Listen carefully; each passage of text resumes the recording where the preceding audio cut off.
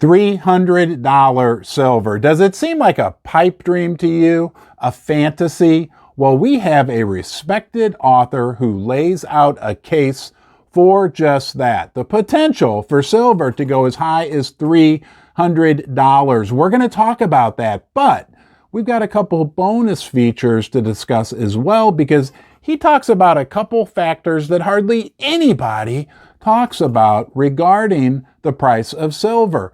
Factors that can drive the price to levels like $300 per ounce. And is it really that far out of the question? Think about Keith Neumeyer, CEO of First Majestic Silver, super respected guy. He calls for triple-digit silver. Rick Rule, another respected analyst in the precious metals sector, he's super bullish on silver, on gold. And Robert Kiyosaki, best-selling financial author, we know he also has some astronomical predictions for the price of silver. In particular, we got a lot to talk about. Let's get started right now. Don't you just love it in life when everything seems to be going right? And that appears to be the case right now for our friend silver. It's a monetary metal. More and more investors around the world are turning to silver to protect their wealth as a store of value. But we also know the whole story about how silver's also an industrial metal. It's the most reflective metal in the world. Makes it ideal for things like solar panels. It's also the most conductive metal in the world, conductive of electricity. And aren't we hearing more and more about the world becoming electrified? So the picture for silver continues to improve. And that's why Peter Krauth, who wrote this book, The Great Silver Bull, thinks that silver can get as high as $300. But guys, there's a couple key things he brings up. I've been listening to him speak lately, and people aren't talking about two key fundamental factors that could really drive the price higher in the coming months, quarters, and years. I know you're ready for $300 silver. I am too, and boy, are we going to have a big party when that happens. In the meantime, please come back to visit me here in the basement. It's an honor when you come here right now from wherever you are in the world. And while I've got your attention, I want to show you my new shirt. Yeah, the Unicorn Fart Dust shirt. That's from a loyal viewer and subscriber, Jeff. Jeff, thank you so much for the shirt. Right? That's part of the reason why we buy precious metals, to protect ourselves from the paper money printing, the electronic money printing, all of which is just a bunch of unicorn fart dust. Now let's get back to talking about why silver, if we want to measure it in fiat paper terms, can easily get to $300 per ounce.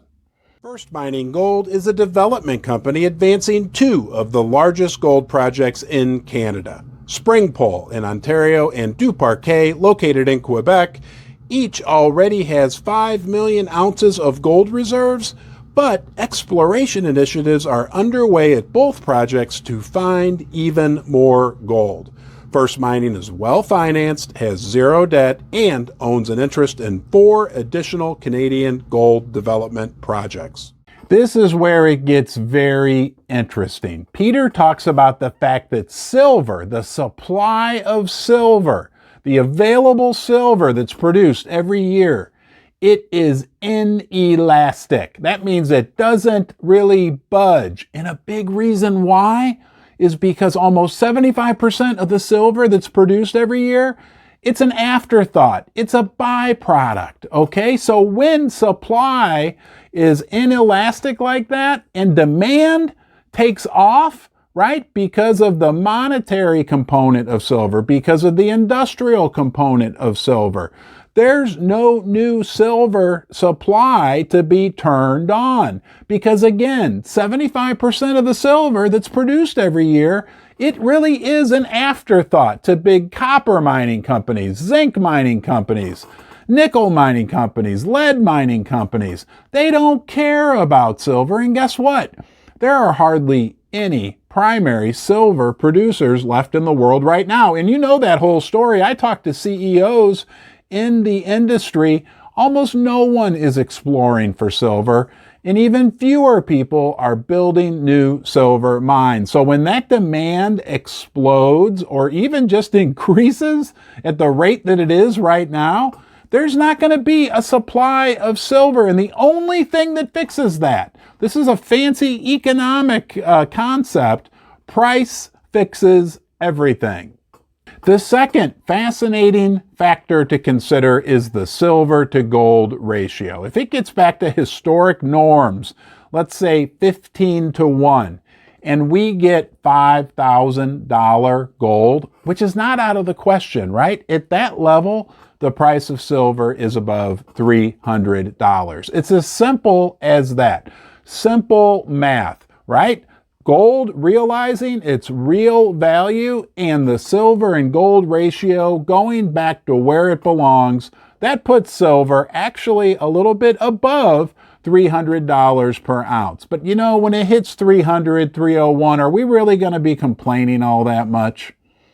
If you're like me, you don't mind waiting. Heck, I have a feeling you might be like me in another way as well. I don't need a lot to be happy. I was thinking last night, if I had the choice between, let's say, two monster boxes, two boxes with what, 500 American Silver Eagles, or a brand new car, I'd take the Silver Eagles in a second. In my basement mobile, my old Acura TSX that's upstairs, we bought that brand new in 2005. That makes it 18 years old.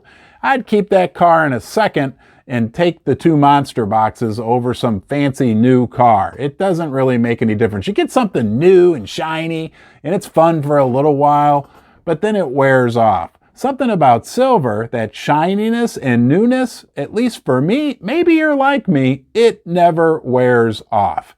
Hey, I'll be here for you through it all. I appreciate you joining me here in the basement, and I'm going to look forward to seeing you next time.